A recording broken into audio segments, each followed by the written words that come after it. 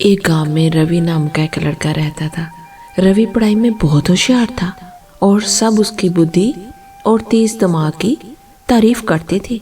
लेकिन रवि की एक बड़ी कमजोरी थी, वह समय का सही उपयोग नहीं करता था। वह अपना ज़्यादातर समय दोस्तों के साथ खेलने, मोबाइल पर गेम खेलने और बेकार की बातों में बिताता था। उसके माता पिता ने कई बार उसे समय की कीमत समझाने की कोशिश की, लेकिन रवि को ये बात समझ आती नहीं थी। वह हमेशा सोचता, मेरे पास बहुत समय है, सब कुछ बाद में कर लूंगा, अभी तो मजे करने दो। एक दिन स्कूल के जो एग्जाम थे उसके नतीजे आए। इस बार रवि के नंबर बहुत कम आए, जितनी उम्मीद थी उससे बहुत नीचे। जिस रवि की टीचर तारीफ करती थी वही अब निराश हो गई, जहाँ तक कि उसके दोस्त भी उससे दूर होने लगे। घर लौटकर रवि ने अपने माता पिता को रिपोर्ट कार्ड देखते हुए निराश देखा। रवि को खुद पर गुस्सा आया, लेकिन उसे समझ नहीं आया कि अब आदत बदले तो कैसे बदले। उस रात रवि अपने दादाजी के पास गया, जो गांव के सबसे समझदार और सम्मानित बुजुर्ग थे। दादाजी के पास बैठकर रवि ने अपनी परेशानी बताई और उसकी आंखों में आंसू आ गए।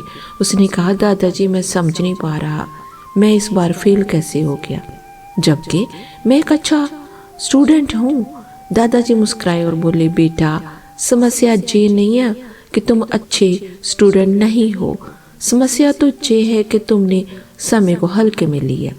समय बहुत कीमती होता है, अगर इसका सही उपयोग करो तो सफलता मिलती है, और अगर इसे बर्बाद करो तो ये पीछे खींच लेता है। रवि ने हैरानी से पूछा, लेकिन दादाजी समय तो हमेशा होता है ना, मैं बाद में भी सब कर सकता हूँ। दादाजी गंभीर होकर बोले, नहीं बेटा, समय नदी के बहते पानी जैसा है, जो बह गया वो कभी वापस नहीं आता। चलो मैं तुम्हें एक कहानी सुनाता हूँ, जिससे तुम्हें समय की कीमत समझ में आएगी। दादाजी ने कहानी शुरू की।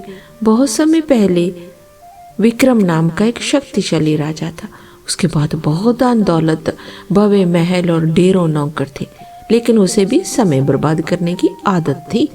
वह देर से उठता, दरबार की जगह दोस्तों के साथ समय बिताता और हर काम कल पर टाल देता। एक दिन एक साधु उसके दरबार में आया और बोला, राजा जी आपके पास सब कुछ है, लेकिन आप अपनी सबसे कीमती चीज समय को बर्बाद कर रहे हैं। अगर आपने इसे सही से नहीं अपनाया तो एक दिन आपको पछताना पड़ेगा। राजा हंसते हुए बोला, मेरे पास बहुत समय है, मैं जब चाहूँ तब तक उसका अपने हिसाब से इस्तेमाल कर सकता हूँ।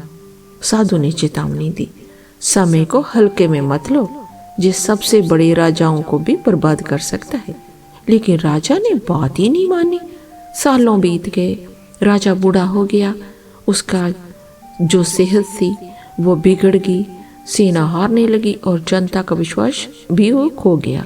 तब राजा को समझ आया कि उसने अपना समय बेकार की चीज़ों में घुमा दिया। वह उस साधु को ढूंढने निकला, लेकिन वह कहीं नहीं मिला। अब राजा को पछतावा हुआ, लेकिन तब तक बहुत देर हो चुकी थी।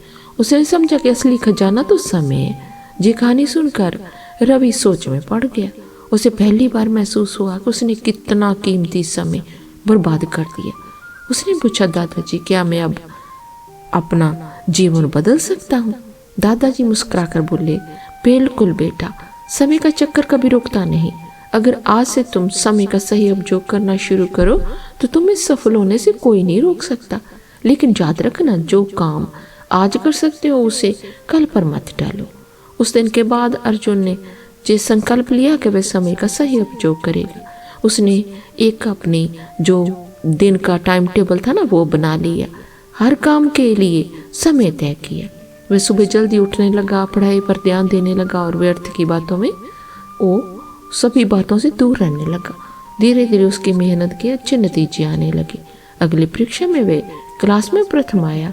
फिर वह एक सफल बिजनेसमैन बना और अपनी जीवन शैली से उसने सबको प्रेरित किया। तो दोस्तों, आपको ये कहानी कैसे लगी? क्या आप भी समय अपना बर्बाद करते हो तो आज से ही छोड़ दो, नहीं तो आप बाद में आपको पछताना पड़ेगा। मिलते हैं एक और नई कहानी के साथ। धन्यवाद।